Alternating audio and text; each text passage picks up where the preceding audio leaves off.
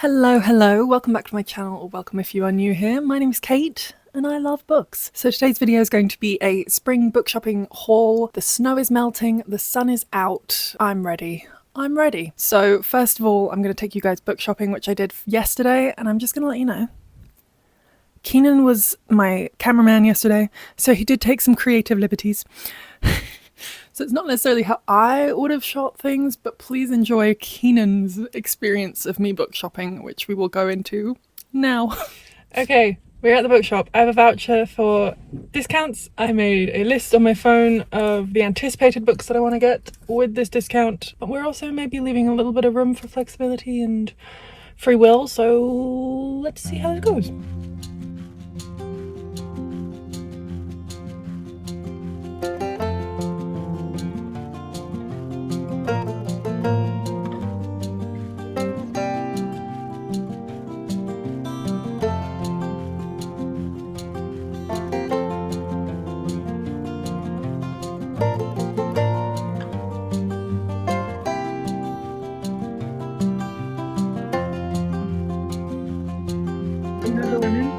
Yeah. The one that I loved last year. This is her other book. It's the 10th anniversary special edition.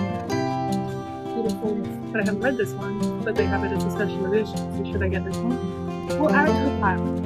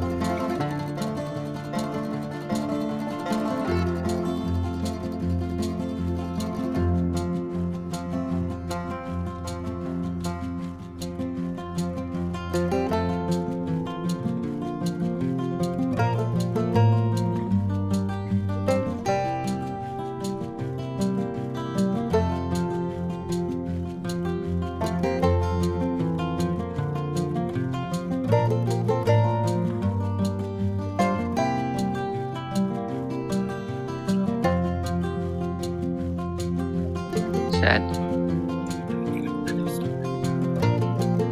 Say it again with the microphone. We might have to go to another store. Oh no. Okay, take two. I used to work at this location, so I'm hoping that my dear darling Keenan, cameraman, will tone down the embarrassing shots of me. Just be a little bit more subtle, because I used to work here. I thought you said your boss moved to the one we were just at. Well, I had several bosses, and I still have lots of old co-workers who still work at this one. Scared? Yes. Filming in public's already scary.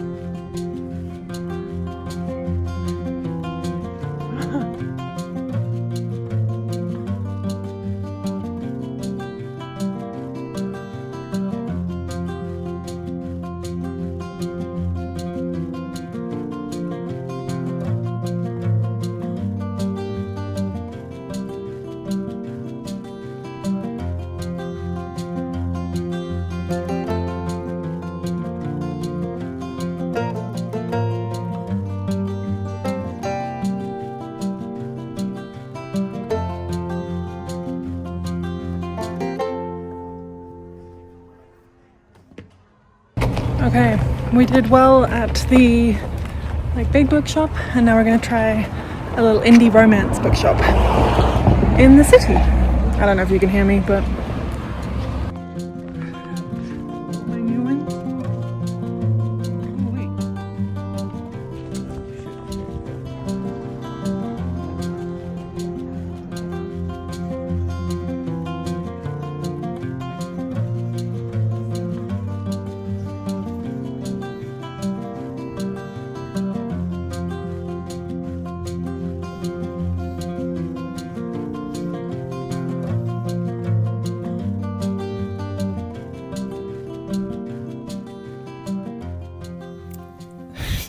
I hope you enjoyed that little montage. Yes, we did some damage yesterday. I picked up 14 books.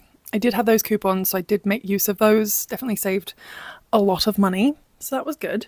But I got 14 books. That's excessive if I do say so myself. So let's go through them together. So the first one, I actually picked this one up in one of those street free libraries, and this is The Paradise Problem by Christina Lauren. Love a Christina Lauren book, especially while the sun's out. Perfect. This is a contemporary romance, so let's read the blurb. Anna Green thought she was marrying Liam Weston for access to subsidised family housing while at UCLA. After graduation, they would sign divorce papers and leave it at that. 3 years later, Anna is a starving artist living paycheck to paycheck, while Liam is a Stanford professor and one of 4 heirs to the Western Foods conglomerate. But there's a catch if he wants his $100 million inheritance.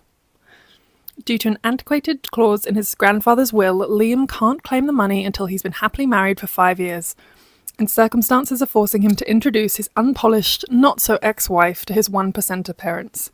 But in the presence of his family, Liam's fears quickly shift from whether the feisty foul-mouthed, paint-splattered Anna can play the part, to whether the toxic world of wealth will corrupt someone as pure of heart as his surprisingly grounded and supportive wife.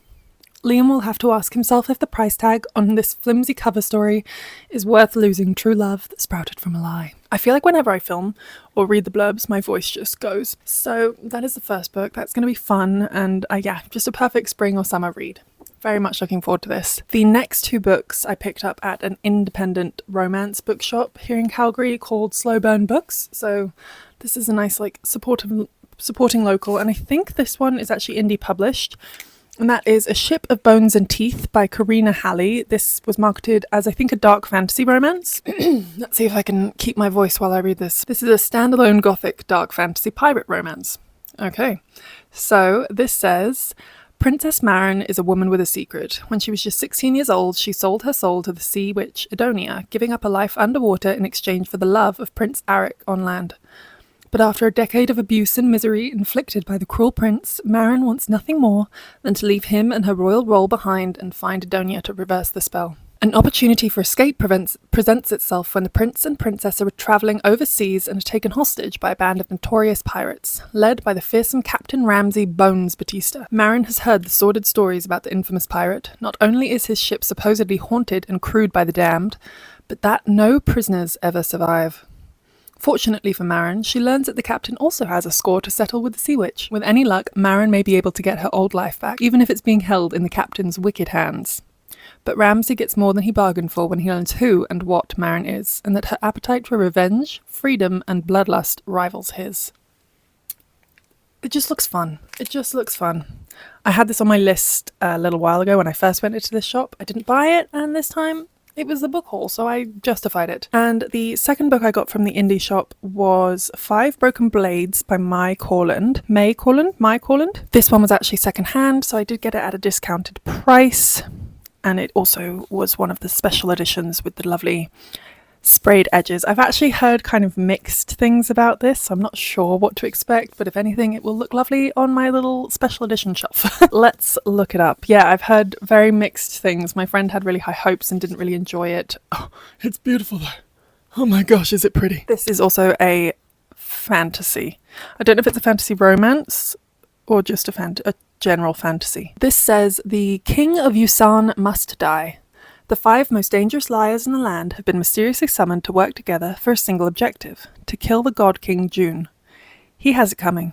Under his merciless and mortal hand, the nobles flourish while the poor and innocent are imprisoned, ruined, or sold.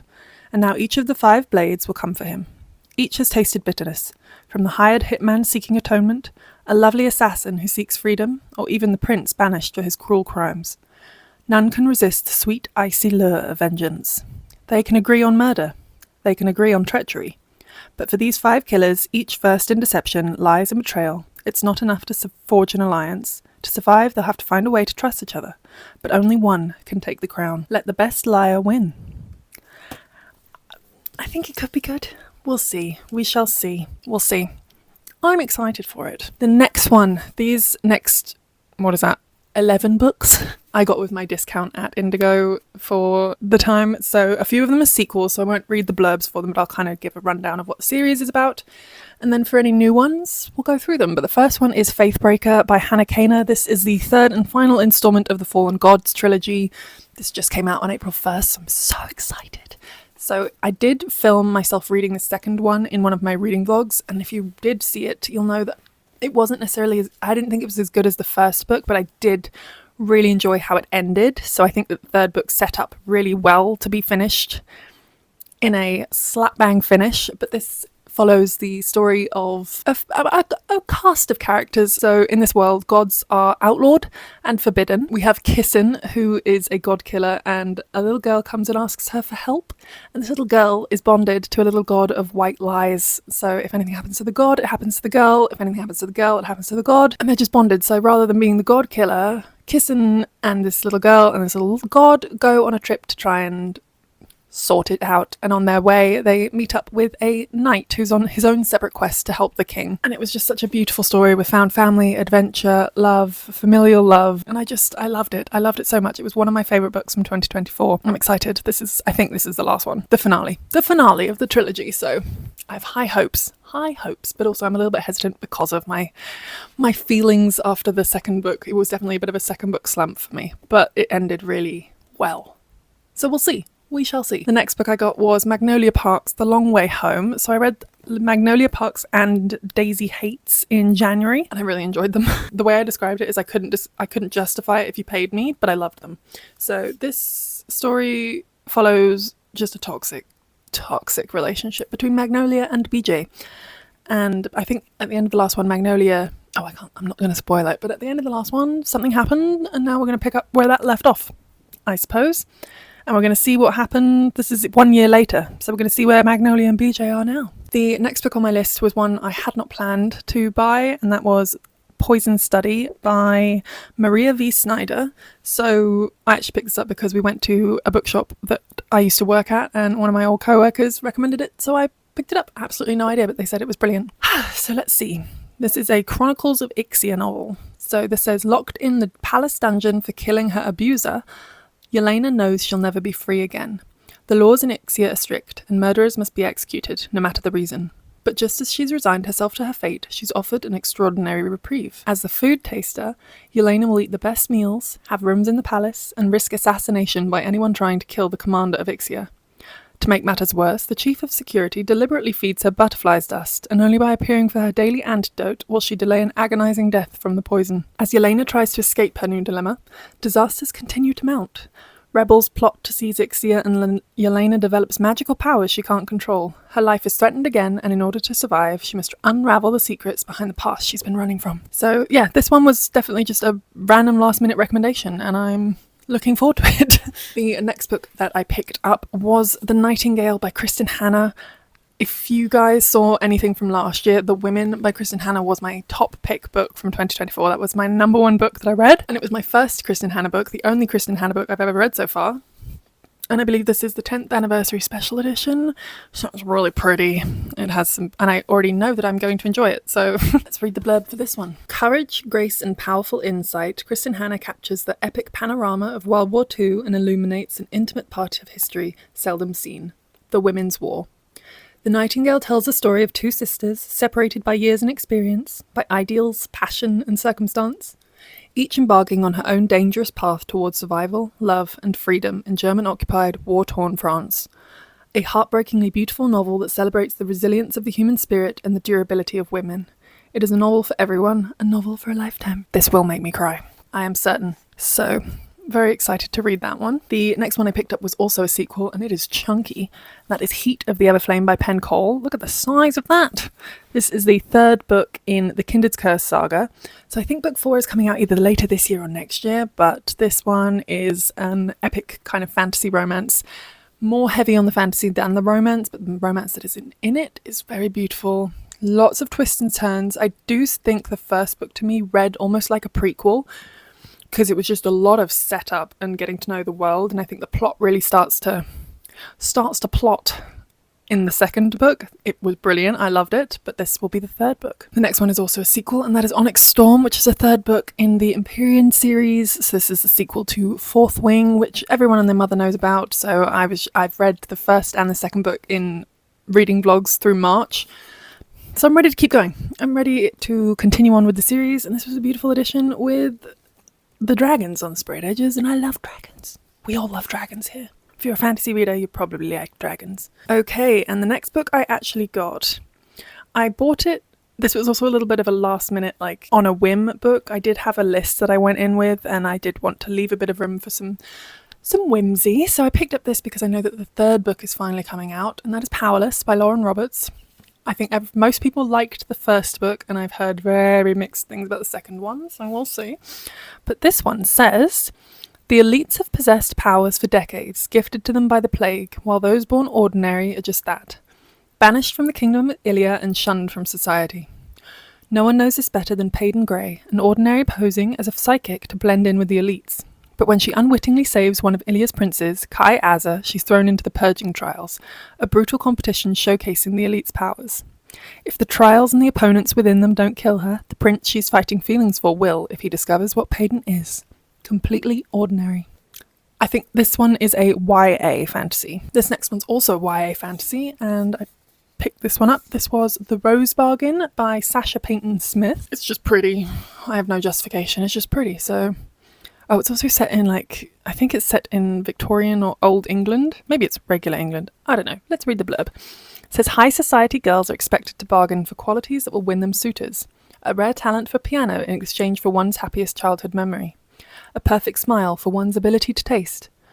But Ivy's debut season arrives with a shocking twist. A competition to marry the Queen's Fey son, Prince Bram. It's a prize that could save Ivy's family from ruin and free her older sister from the bargain that destroyed her. Yet every glittering Fey deal has a rotting heart.